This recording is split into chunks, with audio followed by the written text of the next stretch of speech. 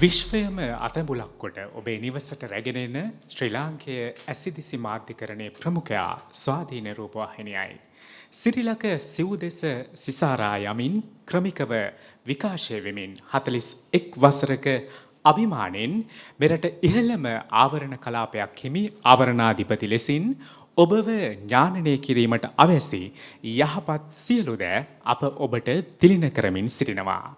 ශ්‍රී ලාංකේය රූපවාහිනී කලාවේ එදා සිට අදටත් අද සිට මතුවටත් දේශීය සංස්කෘතිය සදාචාරය හා ශ්‍රී ලාංකේය අනන්‍යතාව නිරතුරුව සුරකිමින් එයට උර දෙමින් නිසි රිසිදේ පමණක්ම ප්‍රේක්ෂක සහෘද ඔබ වෙත අප තිලින කරන බව ඉඳුරාම කිව යුතුයි. ඒ අතරතුර බුදුදහම නගා සිටුවීමටත් බුදුසසුනේ චිරස්ථිතිය උදෙසාත් ඇරඹුමේ සිටම වැඩසටහන් මාලාවක් අප දියත් කරනවා. අප විකාශන කාලය ආරම්භන්නේත් අවසන් කරන්නේත් බුදුදහමේ වැඩසටහන් වලට මූලිකත්වය ලබා දෙමින්. ඒ අතර ජාතික වැදගත්කමකින් යුතු බෞද්ධාගමික වැඩසටහන් නිරන්තරයෙන් ඔබට සමීප කරනවා. ඒ වගේමයි සෑම පුන් පොහෝ දිනකම සවනක් රැස් පෝදා විකාශය උදෑසන විකාශන කටයුතු ආරම්භන්නේත් අපි රාත්‍රියේ විකාශන කටයුතු අවසන් කරන්නේත් බෞද්ධාගමික වතාවත් වලට මුල් තැන ලබා දෙමින් ඒ වගේම නිවසේ සිට ඔබ හා එක් වෙමින් සෑම දිනකම තෙරුවන් නැමදීමට අප අමතක නොකරන බවත් කියව යුතුයි.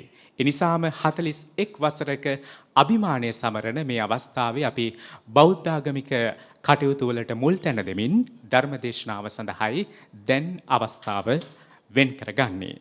එවෙනුවෙන් වැඩම කොට වදාළ කැලණිය විශ්වවිද්‍යාලයේ සංස්කෘත හා පෙරදිග භාෂා අධ්‍යයනාංශයේ ජ්‍යෙෂ්ඨ මහාචාර්ය පූජ්‍යපාද ඉඳුරාගාරයේ ධම්මරතන ගෞරවනීය ස්වාමින් වහන්සේ අපිටාම নমස්කාර පෙරදරි සිතින් පිළිගනු ලබනවා. දේශකයන්න් වහන්සේ වෙත ධර්මදේශනාව සඳහා ආරාධනා කිරීමට ස්වාධීන රූපවාහිනී මාධ්‍යාලයේ ගරු සභාපතිතුමන් සුදත් රෝහණ මැතිතුන්ට ඊටාම ගෞරව පෙරදරිව ආරාධනා කරනවා.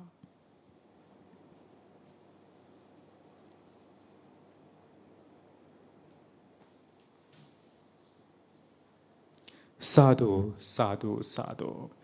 කැලණිය විශ්වවිද්‍යාලයේ සංස්කෘත හා පෙරදිග භාෂා අධ්‍යයනාංශයේ ජ්‍යෙෂ්ඨ මහාචාර්ය ඉඳුරාගාරයේ ධම්මරතන ගෞරවනීය නායක ස්වාමින් වහන්සේට මෙතෙන් සිට ධර්මදේශනාව මෙහෙවීම සඳහා ඊටාම নমස්කාර පෙරදරි සිතින් ආරාධනා කරනවා. අවසරයි අපේ හාමුදුරුවනේ. පන්සිල් සමාදන් වීම සඳහා নমස්කාරය දෙවරක් කියමු. නමෝ තස්ස භගවතෝ අරහතෝ සම්මා සම්බුද්දස්ස නමෝ තස්ස භගවතෝ අරහතෝ සම්මා සම්බුද්දස්ස නමෝ තස්ස භගවතෝ අරහතෝ සම්මා සම්බුද්දස්ස බුද්ධං සරණං ගච්ඡාමි බුද්ධං සරණං ගච්ඡාමි ධම්මං සරණං ගච්ඡාමි ධම්මං සරණං ගච්ඡාමි සංඝං සරණං ගච්ඡාමි සංඝං සරණං ගච්ඡාමි ဒ ුතියංපි බුද්ධං සරණං ගච්ඡාමි ဒ ුතියම්පි බුද්ධං සරණං ගච්ඡාමි ဒ ුතියංපි ධම්මං සරණං ගච්ඡාමි ဒ ුතියම්පි ධම්මං සරණං ගච්ඡාමි ဒ ුතියංපි සංඝං සරණං ගච්ඡාමි ဒ ුතියම්පි සංඝං සරණං ගච්ඡාමි තතියංපි බුද්ධං සරණං ගච්ඡාමි තතියම්පි බුද්ධං සරණං ගච්ඡාමි තතියංපි ධම්මං සරණං ගච්ඡාමි තතියම්පි ධම්මං සරණං ගච්ඡාමි තතියංපි සංඝං සරණං ගච්ඡාමි තතියම්පි සංඝං සරණං ගච්ඡාමි. සරණාගමනං සම්පුන්නං අහම්බන්තේ පානාති පාතා වේරමණී සික්ඛාපදං සමාදියාමි. පානාතිපාතා වේරමණී සික්ඛාපදං සමාදියාමි. අදින්නාදානා වේරමණී සික්ඛාපදං සමාදියාමි. අදින්නාදානා වේරමණී සික්ඛාපදං සමාදියාමි. කාමේසු මිච්ඡාචාරා වේරමණී සික්ඛාපදං සමාදියාමි. කාමේසු මිච්ඡාචාරා වේරමණී සික්ඛාපදං සමාදියාමි. මුසාවාදා වේරමණී සික්ඛාපදං සමාදියාමි. මුසාවාදා වේරමණී සික්ඛාපදං සමාදියාමි. සුරාමේරය මජ්ජපමා දට්ඨානා වේරමණී සික්ඛාපදං සමාදියාමි. සුරාමේරය මච්ඡපමා දට්ඨානා වේරමණී සික්ඛාපදං සමාදියාමි. තිසරණේන සද්ධින් පංචශීලං ධම්මං සාධුකං සුරක්හිතං කତ୍වා අප්පමාදේන සම්පාදේ තබ්බං. සමන්ත චක්කවාලේසු අත්‍රා ගච්ඡන්තු දේවතා සද්ධම්මං මුනි රාජස්ස සුනන්තු සග්ග මොක්කදං ධම්මස්සවන කාලෝ අයං භදංතා ධම්මස්සවන කාලෝ අයං භදංතා ධම්මස්සවන කාලෝ අයං භදංතා. සාදු සාදු. නමෝ තස්ස භගවතෝ අරහතෝ සම්මා සම්බුද්දස්ස. නමෝ තස්ස භගවතෝ අරහතෝ සම්මා සම්බුද්දස්ස. නමෝ තස්ස භගවතෝ අරහතෝ සම්මා සම්බුද්දස්ස. භූතං තච්ඡං සච්චවාදිනං තී. ධර්මශ්‍රවණාබිලාෂී කාරුණික පින්වත්නි, සූදානම් වෙන්නේ ස්වාධීන රූපවාහිනී සේවයට 41 අවුරුද්දක් සම්පූර්ණ වීම නිමිති කරගෙන පවත්වනු ලබන වැඩසටහන් මාලාවේ තවත් එක් වැඩසටහනක් වන ධර්මදේශනාමය පින්කමක් සිද්ධ කිරීමට වසර 41කට පෙර ආරම්භ කළ ස්වාධීන රූපවාහිනී සේවය රූපවාහිනී මාධ්‍යයින් අනතුරුව මාධ්‍ය ජාලයක් බවට පත්වෙමින් විවිධ නාලිකා විවිධ මාධ්‍යයන්ගෙන් තම sannivedana සේවය රට වෙනුවෙන් ජාතිය වෙනුවෙන් මැනවින් ඉෂ්ට කරමින් සිටින මේ මොහොතේ කෘතඥතා පූර්වක ආයතනයක් හැටියට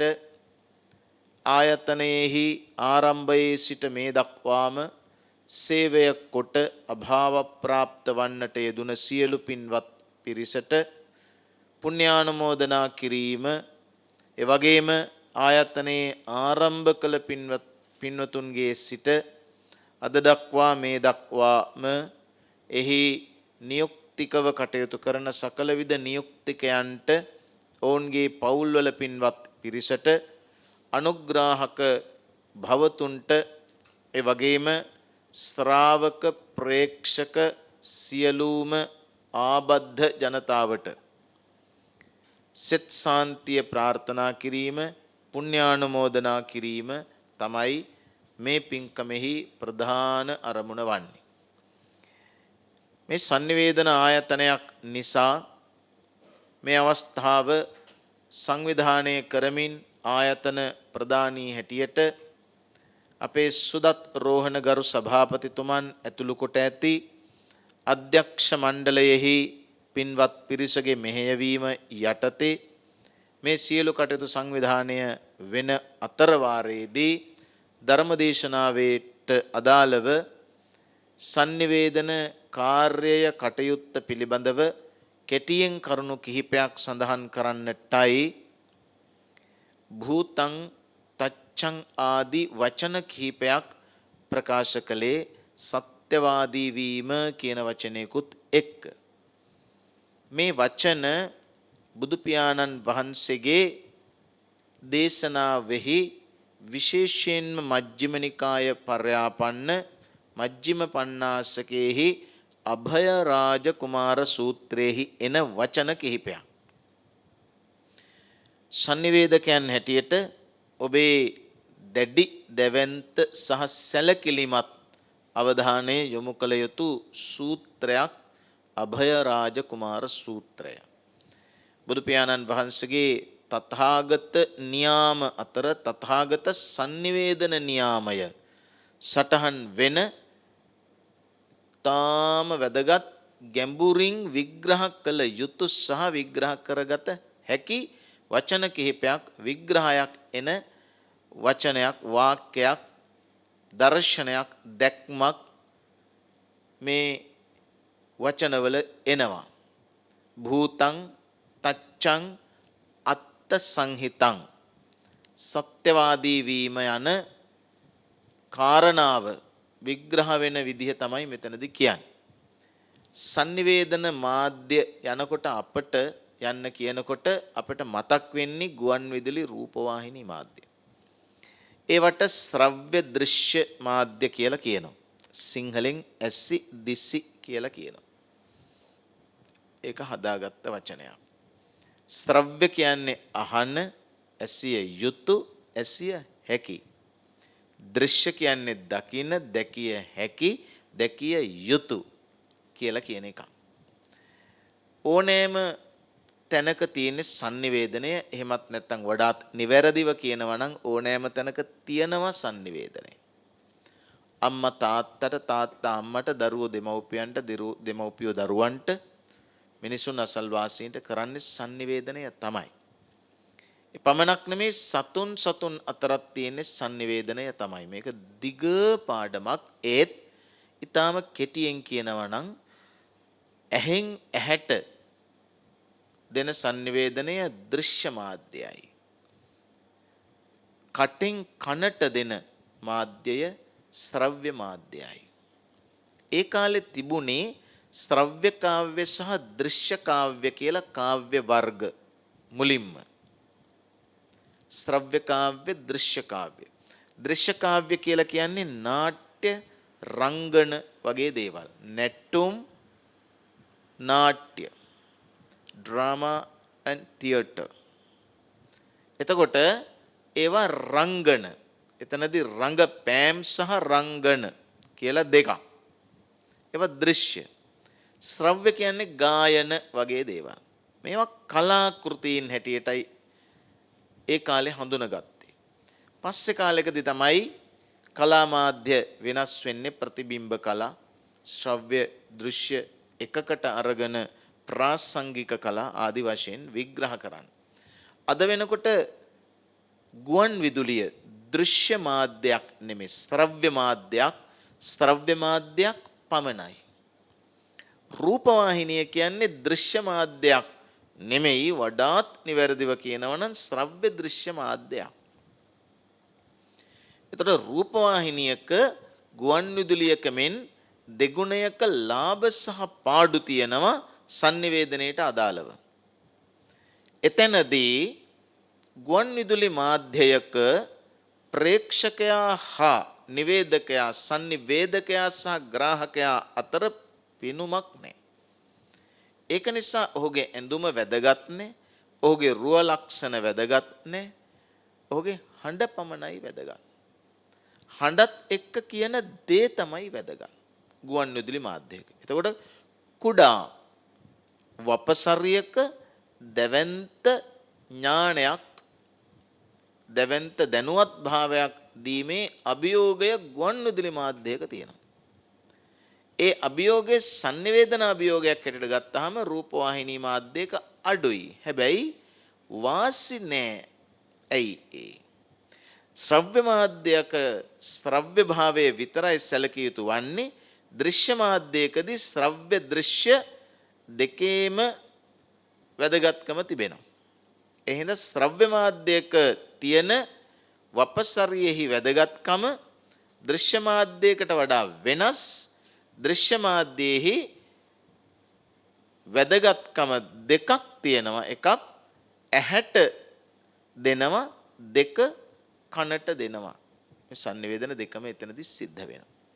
ඒ නිසා වගකීම වැඩි රූපවාහිනී මාධ්‍යයක. 41 අවුරුද්දක් වෙනකොට අපේ ස්වාධීන රූපවාහිනිය තමන්ගේ කොටස කරලා තියෙන විදිහ ගැන පසු විපරමක් කරලා බලාපුවාම සතුටු වෙන්න පුළුවන්.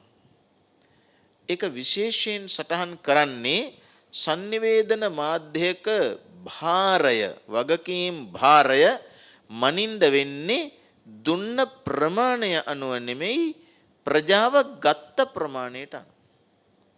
ආහාරයක් වගේ හරියටම ගත්තොත් කාප ප්‍රමාණය නෙමෙයි වැදගත්, දිරවපු ප්‍රමාණය වැදගත්.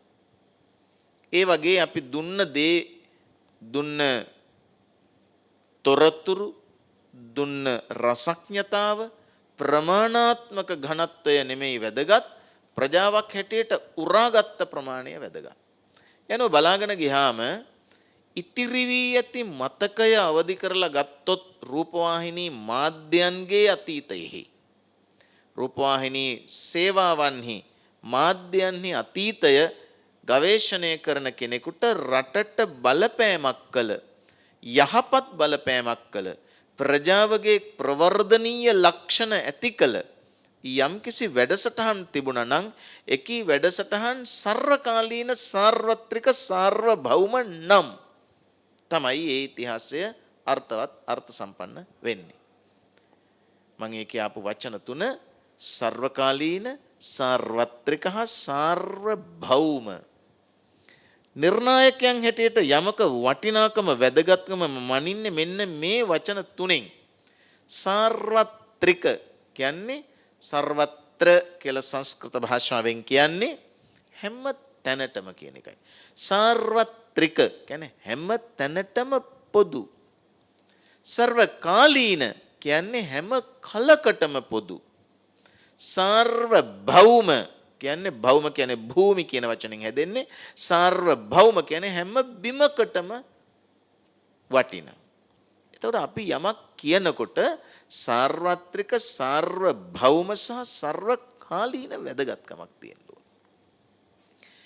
මේ කාරණාව මම මතු කරන්නේ 41 වර්ෂයක් ගෙවෙන මොහොතේ අද වෙනකොට ස්වාධීන රූපවාහිනී සේවය තරමක යට ඉඳලා නැවත ඉහළට එමින් තියෙන කාලවකවානුවක්.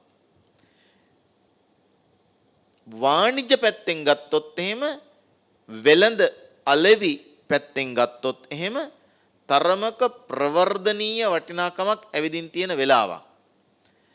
යම් කිසි ලාභයක් වැඩියෙන් ලබන්න නම් ලාභ ලබන ක්‍රම අතරත යහපත් දේ දීලා ලාභ ලබන්නත් පුළුවන්, අයහපත් දේ දීලා ලාභ ලබන්නත් පුළුවන්.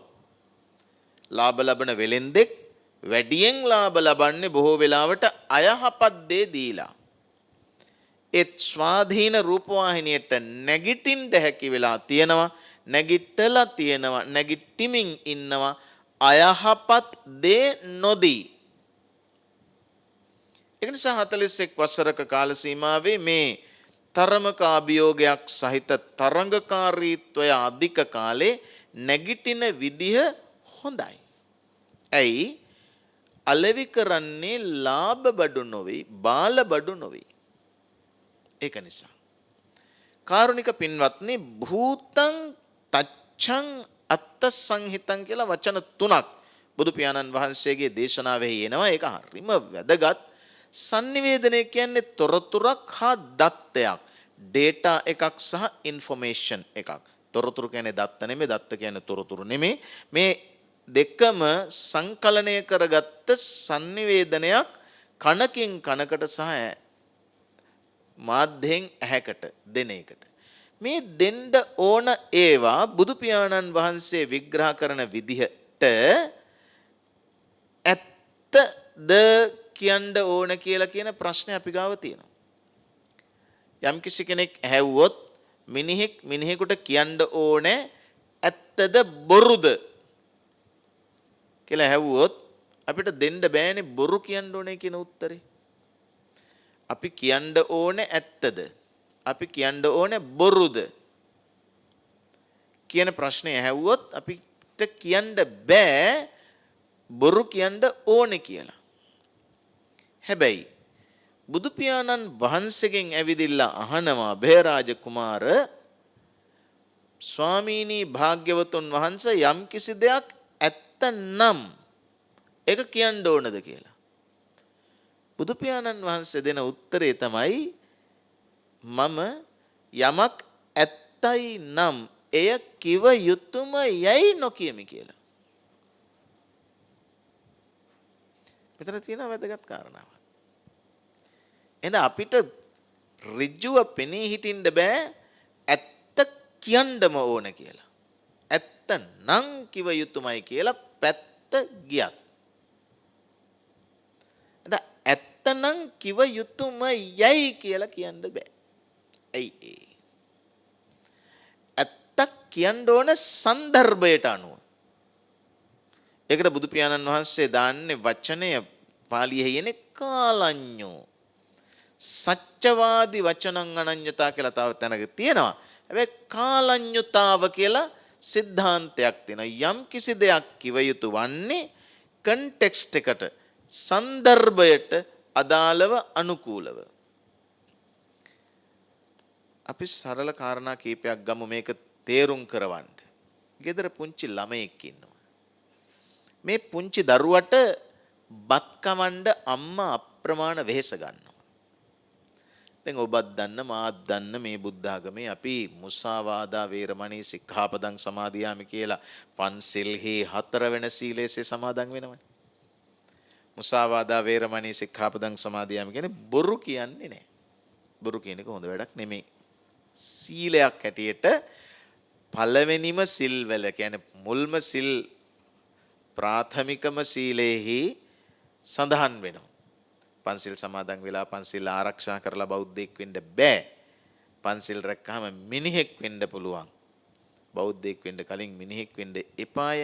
බෞද්ධයෙක් වෙන්න කලින් හොඳ මිනිහෙක් වෙන්න එපාය. ඒකටයි පන්සිල් පනවන්නේ.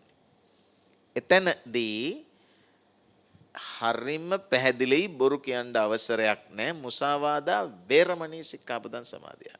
හැබැයි හරි පැහැදිලිව එතන කියන්නේ බොරු කියන්න එපා කියන එක මිසක් ඇත්ත කියන්න කියලා නෙවෙයි. ඒතර ඔබට කෙනෙකුට හිතෙන්න පුළුවන් බොරු කියන්න එපා කියන්නේ හාමුදුරුවනේ ඇත්ත කියන්න කියන එක නේන්නම් කියලා. නෑ. බොරු කියන්න එපා කියන්නේ ඇත්ත කියන්න කියන එක නෙමෙයි. ඒක තමයි මේ ගැඹුරු කාරණාව. යම් කිසි දෙයක් ඇත්ත වෙච්ච පළියට කියන්න එපා. මොකද්ද බුදු පියාණන් වහන්සේ කියන්නේ? යමක් භූතං වෙලා තියෙනවා නම් තච්ඡං සත්‍යං සත්‍යං සත්‍ය නම් සත්‍ය උනත් වෙලා තිබුණා උනත් අත්ත සංහිතං අර්ථවත් නම් කිව්වට කමක් නැහැ. පොඩි දරුවෙක් ගැන කතා කරමින් අපි හිටියේ. මේ පොඩි දරුවට අම්මා කෑම කවන්න උත්සාහ කරනවා. අපි දැකලා තියෙනවා පිඟානකට බත් චුට්ටක් හදාගෙන බත් හරිය චූටි දරුවගේ ආහාර ටිකක් අදගෙන වඩාගෙන හැම තැනම යනවා. දැන් මේ අම්මා පන්සිල් සමාදන් වෙලා හෝ නොවී හෝ බෞද්ධ කියමුකෝ. බොරු කියන්නේ නැති කෙනෙක් මේ දරුවට කුරුල්ලෝ පෙන්නනවා. මේ දරුවට වාහන පෙන්නනවා. මේ දරුවට නොයෙක් ಜಾති ආන් අතන එනවා මේ මෙතන එනවා කියලා කියනවා.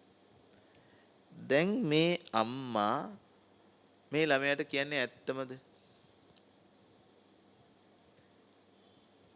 ඒ ළමයාට ඇත්තම කියලාද බත් කවන්නේ? මේ ළමයාට කියනවාද පුතේ මේකේ මෙච්චර ප්‍රෝටීන් තියෙනවා. මේකේ මෙච්චර කාබෝහයිඩ්‍රේට් තියෙනවා. මේක කාපුවාම මෙහෙම වෙනවා කියලා කියනවාද? නැත්තම් නැති කුරුල්ලෝ පෙන්නනවාද? ආම් බල්ලෝ බව්වෝ ඉන්නවා, අන්න කූල්ලෝ ඉන්නවා, අන්න සමනල්ලෝ ඉන්නවා.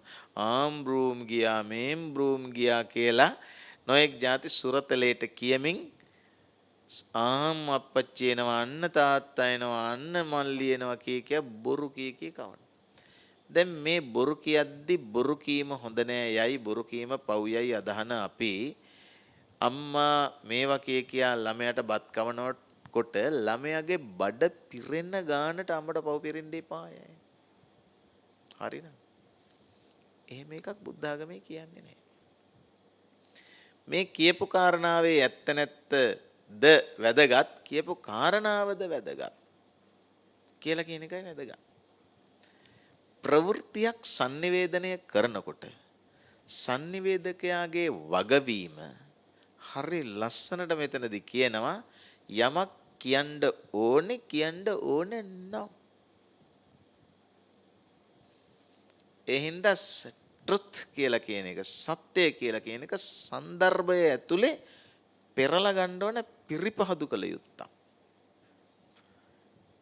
ඒ හින්දා ඇත්තම කියන්න ඕනේ, බොරු කියන්න ඕනෙම නෑ. බොරු කියන්න ඕනෙම නෑ. ඇත්ත කියන්න ඕනේ තාලයක් සහ විදිහක් තියෙනවා. ඔබට මතක නම් දුටු ගැමුණු සද්දාතිස්ස දෙබෑයෝ සහෝදරයෝ අතර පුංචි ගැටලු තිබුණා.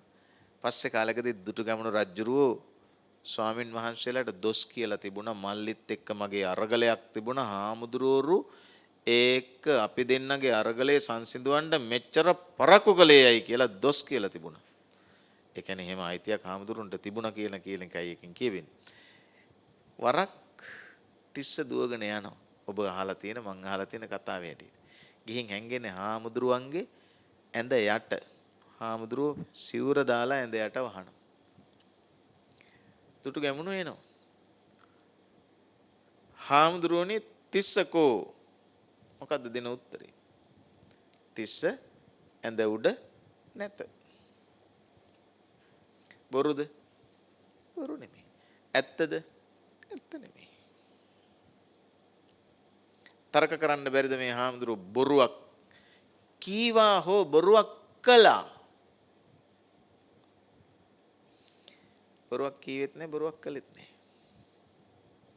තිස්ස ඇඳ උඩ නැත. ඊට පස්සේ වට කරනවා පන්සල. පන්සලෙන් එළියට යන්නේ. ඉතිහාසයේ ලස්සන මේ කතන්දර ලස්සනයි වගේම අර්ථවත්. අපවත් වූ ස්වාමීන් වහන්සේ නමක්සේ ඇඳ උඩ තියලා සාමණේරයන් වහන්සේලා 4 නමකගේ කරපිටින් තිස්ස යනවා එළියට. දැන් රජුරෝ දන්නේ නැද්ද මේ යන්නේ තිස්ස කියලා? තිස්සට දොස් කියනවා හාමුදුරුවරුන්ගේ කරෙන් ගිහින් බේරුණායි කියලා. තිස්සට ගහන්නේ නැහැ. දැන් මේ කලේ ඇත්තක්ද? නැහැ. බොරුවක් කියලා තර්ක කරන්න පුළුවන්ද? බෑ. තවත් ගැඹුරට ගිහින් ප්‍රශ්න කරමු අපි. සාකච්ඡා කරමු. මං කියන්නේ සත්‍යවාදී වීම යන්න විග්‍රහ කරන එකක් මේ. බුදු පියාණන් වහන්සේ තම ඥාති සහෝදරයා වන නන්ද කුමාරයා ගේ විවාහ ප්‍රාප්ත වන අවස්ථාවට ඔබ දන්නා මා දන්නා කතාව. ඒ වෙලාවට ගිහින් නන්ද කුමාරයාට කියනවා කියලා සාහිත්‍යයේ සඳහන් වෙන කරුණ මොකද්ද?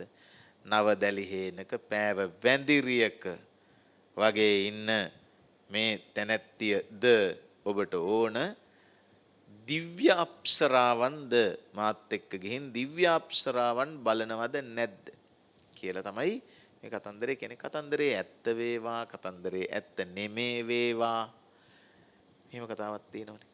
ඒතර බුදු පියාණන් වහන්සේ නන්ද කුමාරට කිව්වේ ඇත්තමද? මේ කියන්නේ දිව්‍ය අප්සරාවන් දෙන්නමද? නෑ. දිව්‍ය අප්සරාවන් දෙන්න වගේ නෙමෙයිද යන්නේ. ඒ වගේ තමයි යන්නේ. ඒතර ඒක බොරුවක්ද? වංචාවක්ද? මේක විග්‍රහ කරන සන්දර්භය. සෑම සිද්ධියක්ම සෑම ප්‍රකාශයක්ම සන්දර්භයත් එක්ක වැදගත් වෙන්නේ. ඉතින් රසවින්දනයත් ඒ වගේ සන්දර්භයේ රසවින්දනයේ අංගයක්. යදමින් බැඳ විලංගුලා මගේ පුතා රැගෙන යන්න ඉදිකටු ඇන ඇඟිලි තලා දෙතිස් වදය පමුණුවන්න කියන ගීතේ දැන් රස විඳ ගන්න බෑ. ඇයි ඒට අදාළ සන්දර්භයක් නැහැ. එතකොට ඒ වගේ මේ කියාපු කාරණාත් එක්ක වැදගත් වෙන කාරණාව මොකද්ද? ඊටාම හොඳින් තේරුම් ගන්න අපි කරන සෑම වැඩක්මත් කියන සෑම වැඩක්මත් පිරිපහදු කරන්න ඕන දෙකක් තියෙනවා භාව දෙකක්. එකක් සත් භාවය අනෙක අසත් භාවය. කරන ක්‍රියාවක් වේවා කියන වචනයක් වේවා භාවය සත්ද අසත්ද යන්න විතරයි වැදගත්. බුදු පියාණන් වහන්සේ නන්ද කුමාරට කී ප්‍රකාශය නෙමෙයි වැදගත්. එකී ප්‍රකාශයේ භාවය සද්ද අසද්ද. ආදරණීය අම්මා දරුවාට කියන වචනයේ තියෙන දිගපළල සහ නෛතික භාවය නෙමෙයි වැදගත්. එකී ප්‍රකාශයේහි භාවය සත්ද අසද්ද. තිස්ස ඇඳ උඩ නැත යන ප්‍රකාශයේ භික්ෂුන් වහන්සේලා විසින් කරන ලද ප්‍රකාශය ඇත්තද නැද්ද යන්න නෙමෙයි වැදගත්. භාවය සත්ද අසද්ද. රූපවාහිනියකින් ප්‍රකාශය කරන සෑම වචනයක් හා රූපයකම සියල්ලටම වඩා වැදගත් වෙන්නේ භාවය සද්ද අසද්ද. එතන sannivedanයේ නිර්ණායකයන් තියෙනවා. තථාගත නිර්ණායකයන්. මිට පෙරත් බණකදී මං කියලා තියෙනවා වගේ ලස්සන වගුවක් හදන්න පුළුවන්. ඒ ලස්සන වගුව හදන විදිහ මා ඔබට කියන්නම්. උඩ සිට පහළට තීරු තුනක් තියෙනවා. ඒ තීරු තුනේ මෙන්න මෙහෙම ලියනවා. තීරු තුනකට වැදගත් වෙන කාරණා තුනක් එකිනෙක මාරු කර ගියාම උපරිම මාරු කරන්න පුළුවන් 8ක් විතරයි. පළවෙනි තීරුවේ තියෙන්නේ රසවත් ද නීරසද කියන කාරණාව. දෙවෙනි තීරුවේ එන්නේ ඵලදායකද නිෂ්ඵලද කියන එක. තුන්වෙනි තීරුවේ එන්නේ ඇත්තද බොරුද කියන කාරණාව. ඒතර එක තීරුවක කාරණා දෙකක් අන්තර්ගතයි. මේ අන්තර්ගතයන් එක එකහු කරපුවාම 8ක් හැදෙනවා. උදාහරණයක් වශයෙන් රසවත් ඵලදායක ඇත්ත. ඊළඟට රසවත් ඵලදායක බොරු. ඊගාවට රසවත් නිෂ්ඵල ඇත්ත. ඊළඟට රසවත් නිෂ්ඵල බොරු. ඊගාවට පස්වෙනි එක නීරස ඵලදායක ඇත්ත. ඊගාවට නීරස ඵලදායක බොරු. ඊළඟට නීරස නිෂ්ඵල ඇත්ත. අටවෙනි එක නීරස නිෂ්ඵල බොරු. ඊටට වර්ණ ගන්න බෑ ඒක. එතන පළවෙනි තීරුව රසවත්ද නීරසද කියන එක, දෙවෙනි තීරුව ඵලදායකද නිෂ්ඵලද කියන එක, තුන්වෙනි තීරුව ඇත්තද බොරුද කියලා කියන එක. දැන් මා ඔබෙන් ඇහුවොත් රසවත් නම් යමක් අපි sannivedanaya කරන අපි යමෙකුට යමක් කියනකොට මේ sannivedanaya යන රූපවාහිනී හෝ ගුවන්විදුලි sannivedanaya පමණක් නෙවෙයි. ගෙදර ඉන්න අම්මා තාත්තා දරුවන්ට දරුවා අම්මා තාත්තට හෝ සහෝදර සහෝදරියතර ගම්වාසීන් අතර වෙන sannivedanayත් මේකමයි. රසවත් නම් යමක් ඵලදායක නම් යමක් ඇත්ත නම් යමක් කිව යුතුද නැද්ද? කිව යුතුයි. රසවත් නම් යමක් ඵලදායක නම් යමක් බොරු නම් යමක් කිව යුතුද නැද්ද? රසවත් ඵලදායකයි බොරු. ඒක ප්‍රශ්නයක් තියෙනවා. තුන්වෙනි එක රසවත් නිෂ්පල ඇත්ත. බොහොම රසවත් ටෙලි නාට්‍ය වගේ නිෂ්පලයි සමහර ටෙලි නාට්‍ය වගේ ඇත්ත ඇත්ත කතාවක් කිව යුතුද නැද්ද? ඇත්ත කතාවක්. ප්‍රශ්නයක් තියෙනවා. රසවත් ඵලදායක රසවත් නිෂ්පල බොරු එක කිව යුතුද නැද්ද? කිව යුතු නැහැ. ඊළඟ එක හතරවෙනි එක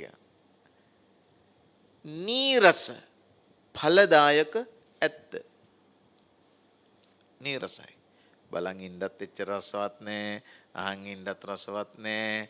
මොකද කොස්ටියුම්ස් හරියට නෑ, ෆ්‍රේම් එක ලස්සන නෑ. ඔබේ වචන වලින් කියනවා නම් එකම ෆ්‍රේම් එක එකම විදිහ නළුවෝ නිලියෝ නෑ.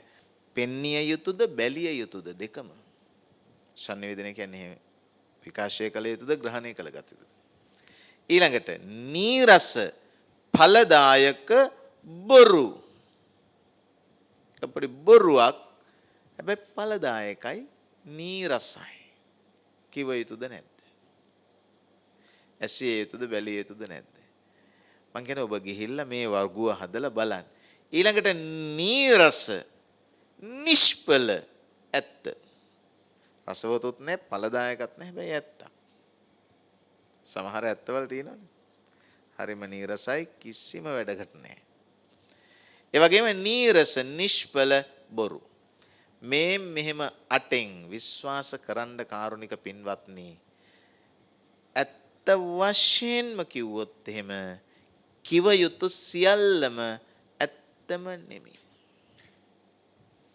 නීරස නිෂ්පල ඇත්තක් නම් කිව යුතුයි. නීරස ඵලදායක ඇත්තක් නම් කිව යුතුයි. නීරස ඵලදායක බොරුවක් නම් ඒත් කිව්වට කමක් නැහැ. රසවත් ඵලදායක ඇත්තක් නම් කිව්වට කමක්ම නැහැ.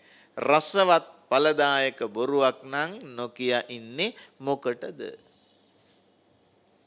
එහෙනම් යමක් sannivedanaya කරද්දී නිර්ණායක අතර උඩින්ම තියන්නේ කියන එක ඇත්තද නැද්ද කියන එක නෙමෙයි.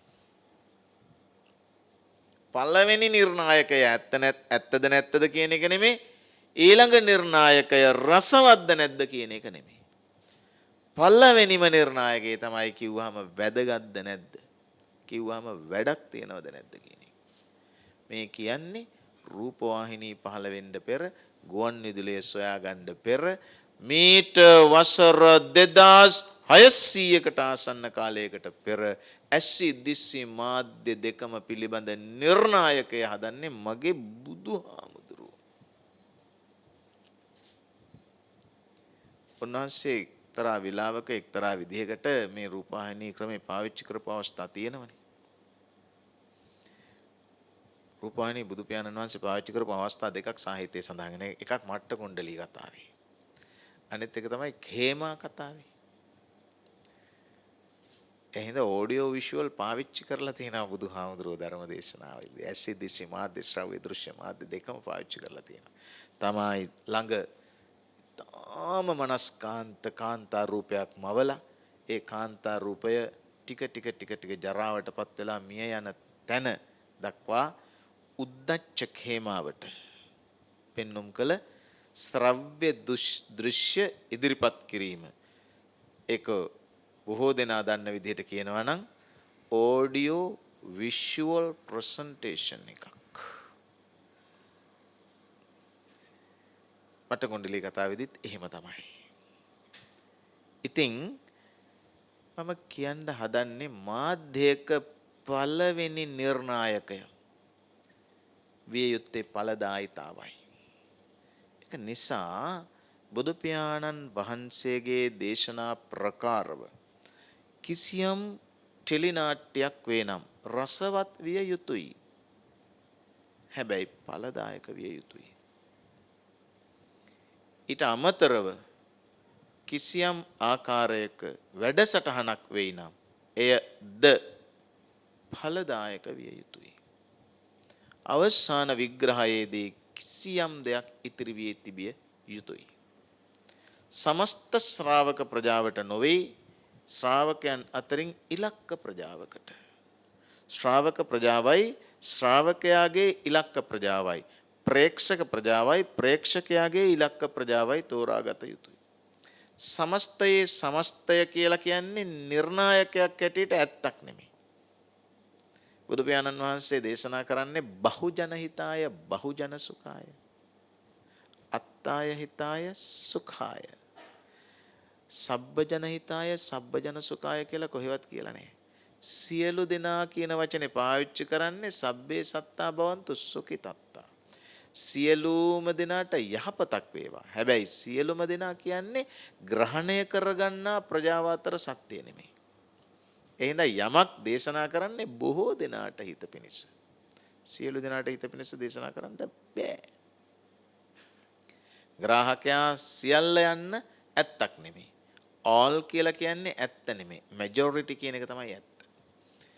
ඉතින් කාරුණික පින්වත්නි යම්සේ ආහාරයක් අපි දරුවෙකුට හෝ ප්‍රාරිභෝගිකයෙකුට ලබා දෙන්නේද එලෙසමයි sannivedanaye ලබා දී.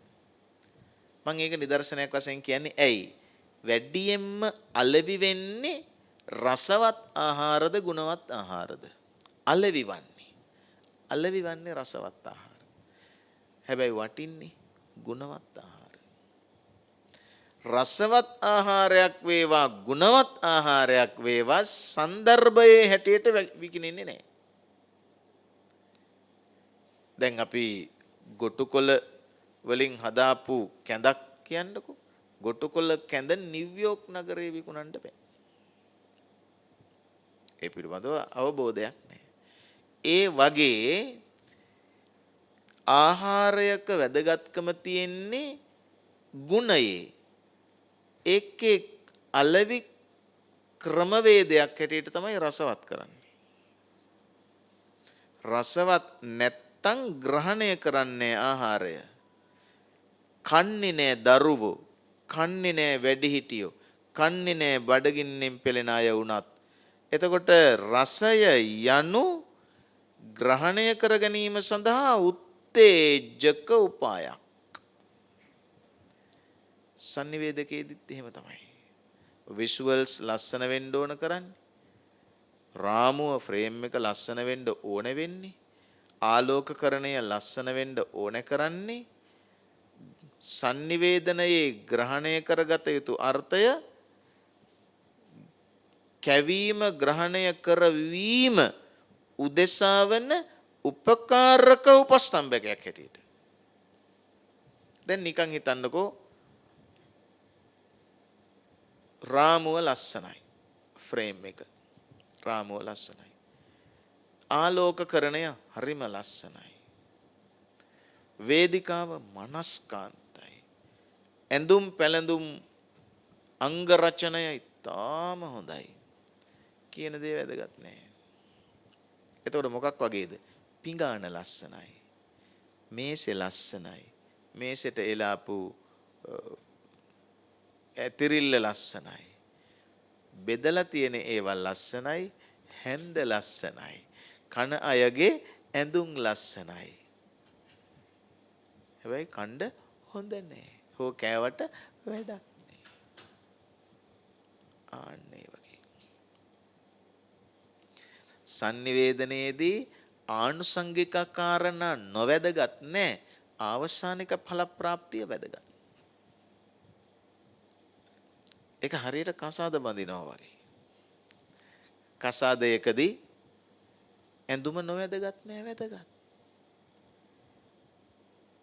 මොකද්ද ප්ලේට් එක නේද ප්ලේට් එකේ ගාන නොවැදගත් නෑ වැදගත් ගන්න මේ හෝටල් මොනවද ඒවට කියන්නේ රිසෙප්ෂන් මේ අන්න ඒවා ඒ ශාලාව නොවැදගත් නෑ වැදගත් ආරාධනා කාඩ් එකට ඩස්ට් එක හිලා තියනවද ගෝල්ඩන් ඩස්ට් එක හිලා තියනවද නේද ඒක නොවැදගත් නෑ වැදගත් වැඩියෙන්ම වැදගත් අස්සම් කරලා තියනවද නැද්ද කියන එක අර ඔක්කොම තිබිලා අස්සම් නැත්තම් අර ඔක්කොම නිකන් ටෙලි නාට්‍යයක් වගේම තමයි ඒක නිසා sannivedanaye වඩාත්ම වැදගත් තැන සහ ආනුසංගික වැදගත්කම් කියලා දෙකක් තියෙනවා. ඒකයි භූතං තච්ඡං අත්ත සංහිතං. වෙලා තියෙන්නත් ඕනේ සත්‍ය වෙන්නත් ඕන අත්ත සංහිතං. අර්ථවත් වෙන්න ඕන. ප්‍රවෘත්තියත් අර්ථවත් වෙන්න ඕන. ටෙලි නාට්‍යයත් අර්ථවත් වෙන්න ඕන. ඒකට අපි කියන්නේ ගුණාත්මක වටිනාකම් කියලා. හොඳයි. ඔබට ආරාධනා කරනවා මජ්ක්‍ධිම නිකාය මජ්ක්‍ධිම පඤ්ඤාසකයට ගිහිල්ලා මජ්ක්‍ධිම නිකායට ගිහිල්ලා මජ්ක්‍ධිම පඤ්ඤාසකයට ගිහිල්ලා අභය රාජකුමාර සූත්‍රය හොයාගෙන කියවන්න. එතකොට මම කියාපු සූත්‍රයත් ලියා ගන්න. ඒ සූත්‍රය හරි ලේසි ලියා ගන්න. ඉස්සර වෙලාම තියෙන්නේ රසවත්. ඒක හතරක් ලියන්න. රසවත් හතරයි. ඊගාවට නීරස හතරයි. 4 4 2යි. ඒතර 8යි. ඊළඟ එකේ ඵලදායක දෙකයි නිෂ්ඵල දෙකයි ඵලදායක දැන් ඉස්සෙල්ලා එකේ 4 4 ඊගාව එකේ 2 2. ඊළඟ එකේ 1 ඇත්ත බොරු. එතකොට 8ක් එනවා එකකට එකක් වෙනස් 9ක් හදන්නත් බෑ 7ක් හදන්නත් බෑ 8ක්ම වෙනවා. ඒකෙන් ඉරි ගහන්න හරි දාන්න මොනවද කියන්න ඕන. මා කියන්නේ රූපවාහිනියකින් ප්‍රේක්ෂකයාට පමණක් නෙවෙයි ගුවන්විදුලියකින් ශ්‍රාවකයාට පමණක් නෙවෙයි ගෙදරදී කියන කෙනා අහන කෙනාට කිව යුත්තේ ඒ ටිකම තමයි. එතකොටයි sannivedanaya ඵලදායි වෙන්නේ. 41 අවුරුද්දක් ස්වාධීන රූපවාහිනිය හැසිරුණු විදිහ ඒ විදිහයි. අද දවසේ රූපවාහිනියට අද දවසේ ස්වාධීන රූපවාහිනියට වැදගත් වෙන්නේ එයයි. ඉතිරිවන්නේ මතකයක් පමණයි. ඕනෑම කෙනෙකු ඉතිරිවන්නේ මතකයක් පමණයි. මතක අතර ගඳ මතකයි සුවඳ මතකයි කියලා දෙකක් ඉතුරු වෙනවා. ඒකෙන් ඵලදායක වන්නේ සුවඳ මතකයන් පමණයි. සුවඳ මතකයන්ු ඵලදායක මතකයයි. එකී මතකය අවදි කරන්නට පුළුවන් අවස්ථාවේදී බර මතකයෙහි සුවඳ මතකයෙහි බර වැඩි නම් ගඳ මතකය නැත්තම් හෝ ගඳ මතකයෙහි බර අඩු නම් පමණයි ස්වයං තක්සේරුවකට එන්න පුළුවන් වෙන්නේ අතීතය සිහිනයක් නොවේ කියලා. අතීතය බරක් ඇති තැනක් කියලා. මේ කාරණා ටික ඔබට මතක් කරමින් 41 වසරක් පුරාවට මහ ජනතාවට ශ්‍රී ලාංකේය ජනතාවට ලාංකේයයන්ට අර්ථ සම්පන්න sannivedana ක්‍රියාමාර්ගයන් ක්‍රියාවන් සිද්ධ කළ ආයතනයක් හැටියට ස්වාධීන රූපවාහිනිය අද දක්වාම නඩත්තු කරමින් සිට අභාවයටපත් යමෙක් සිටිත් නම් ඒ හැම දිනාටම අමා මහ නිවනේ සුවය වේවා කියලා සාදු කියමු. ඒ වගේම අද දවසේ ස්වාධීන රූපවාහිනිය කරවන සුදත් රෝහණ සභාපතිතුමා ප්‍රමුඛ අධ්‍යක්ෂ මණ්ඩලය සහ සමස්ත කාර්ය මණ්ඩලයටත් මෙතෙක් දින මේ ආයතනය පවත්වාගෙන ආ පින්වත් හැම දිනාටමත් ඔවුන් අතරින් සුජීවත්ව සිටින්නා වූ හැමටත් අනුග්‍රාහක බෞතුන්ටත් ස්වාධීන රූපවාහිනිය සජීවීව පවත්වාගෙන යාමට උර දුන් සෑමටත් නිරෝගී සම්පත චිරජීවනය ශාන්තියම වේවා කියලා සාදු කියමු. ආකාශට්ඨා ච භුම්මට්ඨා දේවා නාග මහිද්దికා පුඤ්ඤං තං අනුමෝදිත්වා චිරං රක්ඛන්තු ලෝක සාසනං. ආකාශට්ඨා ච භුම්මට්ඨා දේවා නාග මහිද්దికා පුඤ්ඤං තං අනුමෝදිත්වා චිරං රක්ඛන්තු දේශනං. ආකාශට්ඨා ච භුම්මට්ඨා දේවා නාග මහිද්దికා පුඤ්ඤන්තං අනුමෝදිත්වා චිරං රක්ඛන්තු මං පරන්ති. සාදු සාදු සාදු. 41 වසක අප ආ ගමන් මගත් මින් ඉදිරියට චිරාත් කාලයක් ස්වාධීන රූපවාහිනී මාධ්‍ය ජාලය සහෘද ප්‍රේක්ෂක ජනතාව වෙත වැඩසටහන් කොයි ආකාරයෙන් රැගෙන යායුතුද යන්න පිළිබඳවත් මා හැඟි ධර්ම දේශනාවකට සවන් දීමට අපට හැකියාව ලැබුණා. කැලණිය විශ්වවිද්‍යාලයේ සංස්කෘත හා පෙරදිග භාෂා අධ්‍යයනාංශයේ ජ්‍යෙෂ්ඨ මහාචාර්ය පූජ්‍යපාද ඉන්දුරාගාරේ ධම්මරත්න ගෞරවනීය ස්වාමින් වහන්සේට අපගේ নমස්කාර පෙරදරි ස්තුතිය පිරිනමනවා. ගෞරවනීය දේශකයාණන් වහන්සේ වෙත අෂ්ට පරිස්කාර පූජා කිරීම ස්වාධීන රූපවාහිනී මාධ්‍ය ජාලයේ විධායක අධ්‍යක්ෂ ඒ වගේම අධ්‍යක්ෂ මණ්ඩල සමාජික ආචාර්ය හසන්ත හෙට්ටිආරච්චි මැතිතුන් විසින් සිදු කෙරෙනවා. ඒ වගේම සෙසු පරිස්කාරයන් ස්වාධීන රූපවාහිනී මාධ්‍ය ජාලයේ සාමාන්‍ය අධිකාරී අරුණ විජේසිංහ මහතා ඒ වගේම නියෝජ්‍ය සාමාන්‍ය අධිකාරී වැඩසටහන් සරත් කුමාර පෙරේරා මහතා විසින් සිදු කරනු ලබනවා.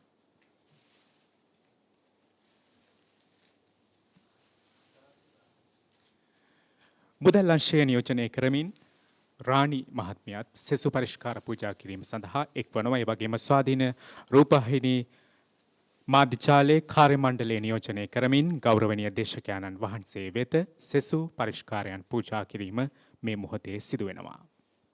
ධර්ම ශ්‍රවණයෙන් පසු දෙවියන්ට පින්දීම සිදු කරනු ලැබුවා. දැන් ආශීර්වාද ගාථා සජ්ජායනාවට සූදානම් වෙමු. අභිවාදන සීලිස්ස නිච්ඡං වුද්ධා පචායිනෝ චත්තාරෝ ධම්මා වඩ්ඩන්ති ආයුවන්නෝ සුඛං බලං ආයුරාරෝග්‍ය සම්පatti සග්ග සම්පatti මේවච අතෝ නිබ්බාන සම්පatti ඉමිනාතේ සමිජ්ජතු. තුනුරුවන් සරණයි. සාදු සාදු සාදු. ශ්‍රී ලාංකේය රූපවාහිනී මාධ්‍ය කලාවේ ප්‍රමුඛයා ලෙස ස්වාධීන රූපවාහිනිය 41 වසක ආ ගමන් මග නිරන්තරයෙන් බුදු දහමට බුදු සසුනේ චිරස්ථිතිය උදෙසා මාහැඟි වැඩසටහන් මාලාවක් දියත් කරමින් එය ඉදිරියට ගෙන යමින් සිටින වකවානුවක මේ ධර්මදේශනය සිදු කරන්නට අද දවසේ අපට හැකියාව ලැබුණා. මුනිදහමේ ආශිර්වාදයෙන් මේ සුපහන් සිතුවිලි සසර පාරමිතාවක් බවට පත්වී ලක්වැසි ලෝවැසි සියල් සත නිදුක් නිරෝගී සුවපත් වේවා යන්න ස්වාධීන රූපවාහිනී මාධ්‍ය ජාලයේ අපගේ උතුම් ප්‍රාර්ථනාවයි.